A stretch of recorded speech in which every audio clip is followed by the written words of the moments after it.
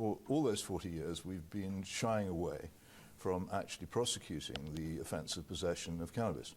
And the reason why there is so much cannabis consumed in this country now is that we have embarked, informally and without announcing it, on the biggest decriminalisation project in the Western world, far bigger than that in the Netherlands, far bigger than that in Lisbon. Can I ask which is you often for no. some Listen, evidence I let on you that? finish. I let you finish. So please let me do the same.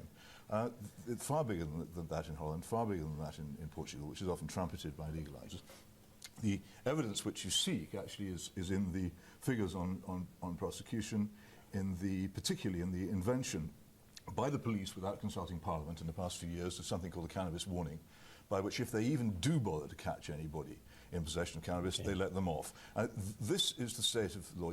There is no serious attempt made to suppress. Right. I really do think I need equal time here. There's no serious attempt made to suppress demand. There are some feeble and showy attempts made to suppress supply, but if you try and suppress supply without suppressing demand, you will fail. Well, we have failed. The reason why we have an enormous cannabis industry, probably our most successful branch of agriculture in this country is cannabis farming, is because there is such a huge demand for it in this country, unsuppressed by law. A lot of assertions there. The police, of course, did give us that statement talking about how they respond to what the police have been prominent in campaigning against enforcing the law. Picture as presented No, because the facts Peter are, of if law you look enforcement. at the British Crime Survey over the past 5 or 6 years, the level of cannabis use has actually gone down in this country. Well, how would you measure the use of a drug whose possession is illegal? You can't do that. I mean, where would this come from? The British Crime Survey is an opinion poll, which in any case ignores people, I think, below the age of 15. And since much of the cannabis use in this country is now concentrated among school children, it wouldn't show in any case. So I really don't think that argues against what I've just said, which also was to do with the prosecution, the arrest and prosecution of offenders, about which the statistics are quite clear. What would you do now? I mean, massively increased penalties. I would offer young people in this country a powerful argument against the huge peer pressure to take this very dangerous drug.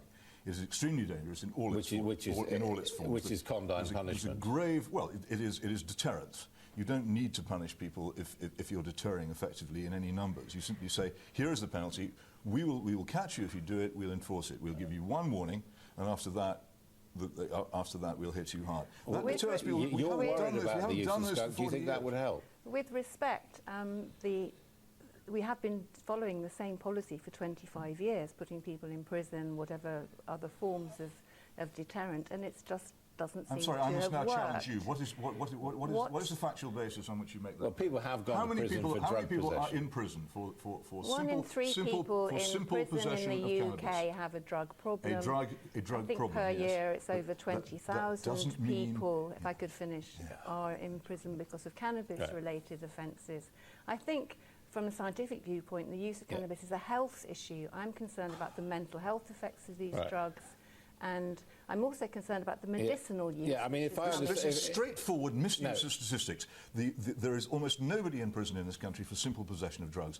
Simple possession of drugs, there are people in which is almost nobody. It's very, very rare. There are people in prison who possess drugs, but they're in prison for something else. No, let me finish, please. No. I'm being constantly told that I don't have any facts, and I'm now being told you're making a point. by a professor. You're saying there's hardly anybody, and I'm saying there are some people in prison for possession of drugs. Both statements can be true. Both statements can be true. We know that the government, for example, did not agree to lower the classification of cannabis, which is that the authorities have given up trying to prosecute possession.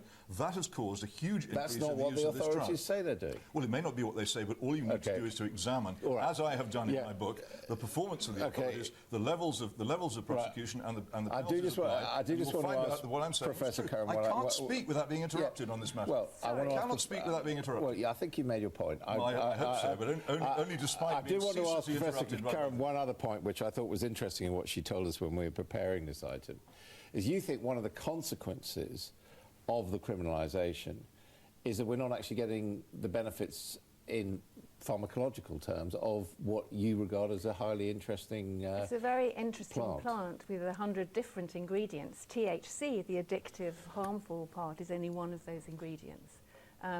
We're now doing research all over the world on the medicinal use of cannabis. 20 states in the US are using medicinal cannabis. It's a potential pharmacopoeia.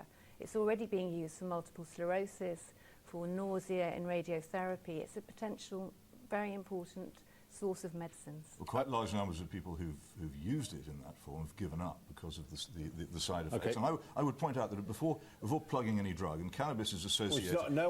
Cannabis is strongly correlated, here we go again, cannabis is strongly correlated with long-term mental illness.